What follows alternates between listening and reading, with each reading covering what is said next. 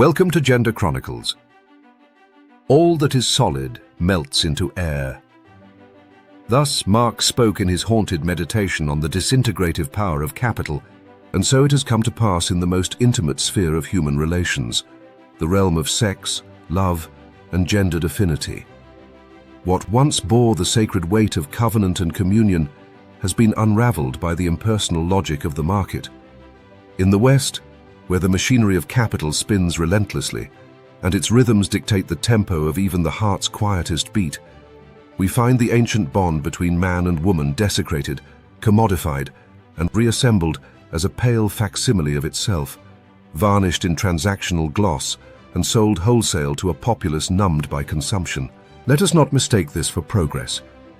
It is no emancipation when the woman is no longer the possession of a man, but becomes instead the possession of the market. The change is merely custodial. The essence of subjugation remains. The commodification of women in the West is not a liberation from patriarchy, but its mutation, veiled beneath the seductive illusion of choice. Where once the chains were visible, chains of law, of church, of familial obligation, they are now invisible, forged in the realm of economic coercion, social media spectacle, and the gilded cage of empowerment. Woman, who once stood as nurturer, bearer, and soul companion, is now reconstituted as image, product, and brand.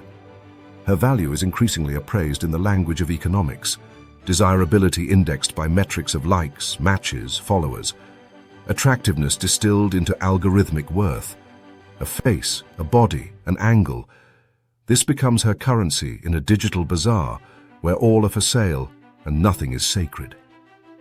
She is exhorted to lean in to a system that traffics in her form, to capitalize on her femininity, while simultaneously disavowing any notion of feminine essence. This is the dialectic of modern capital, the denial of substance through the worship of surface. Yet this disintegration of love into ledger is not one-sided. Man too is deformed, hollowed into function, his worth reduced to status, earning power, and the ephemeral currency of social capital. He becomes the supplicant in a mating market governed by the cruel logic of consumer preference. His romantic value rises and falls with the Dow, with the cut of his suit, the sheen of his car, the digits in his bank account. He is exhorted to become high value, not in the moral or spiritual sense, but in the commercial one. Thus, he is also commodified, not as ornament, but as instrument. This is the tragedy, that love, which ought to be the meeting of souls in mutual elevation, has become barter. That desire, which ought to be the sacred tremor of one spirit recognizing its complement, has been reduced to transaction, and that the family, which once stood as the cornerstone of community and culture, is now unraveling under the weight of its marketization. One sees the evidence of this decay not only in statistics, the cratering birth rates, the epidemics of loneliness and atomization, but in the very texture of the culture. Music, film, and literature increasingly portray intimacy not as destiny, but as deal-making. The masculine virtues, steadfastness, sacrifice, paternal duty, are cast as outdated liabilities. The feminine virtues, modesty, nurturing, fidelity, are derided as repressive. In their place arise market virtues, flexibility, self-branding, relentless self-interest. These are the new commandments. Be desirable, not good. Be strategic, not loyal. Accumulate experiences, not memories. In this new dispensation, marriage is no longer sacrament, but contract. Love no longer vocation, but venture. Divorce courts resemble liquidation tribunals, wherein the assets of affection are divided and the children apportioned like commodities. This unraveling, I contend, has its roots not merely in modernity, but in the very marrow of capitalist modernity. For capitalism does not merely exploit, it corrodes. It does not merely distribute goods, it dissolves meaning. It renders sacred things profane, turning milk into commodity, land into property, and woman into object. It cannot tolerate mystery. It must catalogue, price, and sell. And thus it wages silent war upon the very conditions that make love and family possible. Stability, sacrifice, and shared destiny. Legally, the transformation has been both subtle and seismic. The architecture of family law, once grounded in a logic of duty and permanence, has become increasingly individualistic, therapeutic, and economic in character. Marriage is now seen less as a moral or spiritual institution, and more as a contractual agreement between two autonomous agents, dissolvable at will. No-fault divorce, once heralded as a step toward equality, has paradoxically entrenched a consumerist view of marriage as something to be exited when no longer satisfying. Custody arrangements, child support guidelines, and alimony statutes are calibrated less to foster moral responsibility than to distribute risk and cost in a gendered labor economy. Men are often rendered disposable, financial providers at a distance, while women are incentivized in some cases to view reproduction through an economic lens. The courtroom becomes a marketplace where parenthood is adjudicated through actuarial logic, and love must justify itself in receipts. Historically, the commodification of women has never been entirely absent from the West. From the dowry system to arranged marriages to the Victorian angel in the house, women's social value has long been tethered to their economic and reproductive roles. What is new in the capitalist era is the totalization of this logic. The feminist revolutions of the 20th century, while emancipatory in many respects, occurred within a framework increasingly dictated by neoliberal market values. Women were invited to participate in the economy not merely as workers, but as self-marketing entities, encouraged to exploit their sexuality, image, and social capital for competitive gain. In this way, empowerment became indistinguishable from commodification.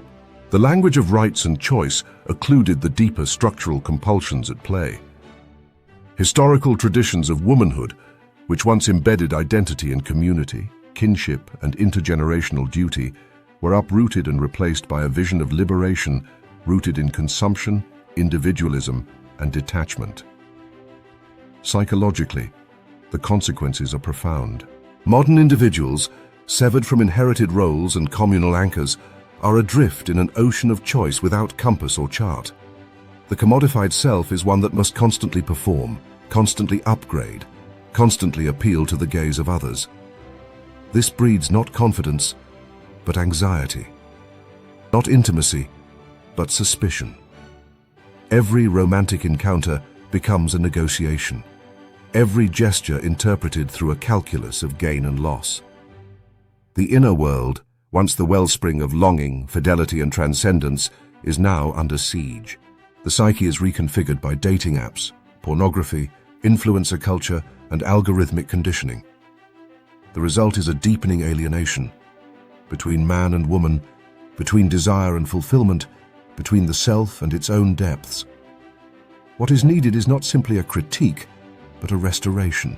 A new ethic must be born, one that recognizes the dignity of the human person beyond their market value, an ethic that cherishes interdependence over independence, commitment over convenience, the eternal over the ephemeral. Such a vision requires not only political change, but spiritual awakening, a recognition that the deepest human truths cannot be bought or sold, but only given freely, in love. It would be naive to suggest a return to some Edenic past, for the past was not without its tyrannies, but it is equally naive to proclaim the present a paradise simply because its chains are lined with velvet. The true task is to recover the sacred within the secular, to retrieve relation from transaction, and to reassert the primacy of human bonds over market logic.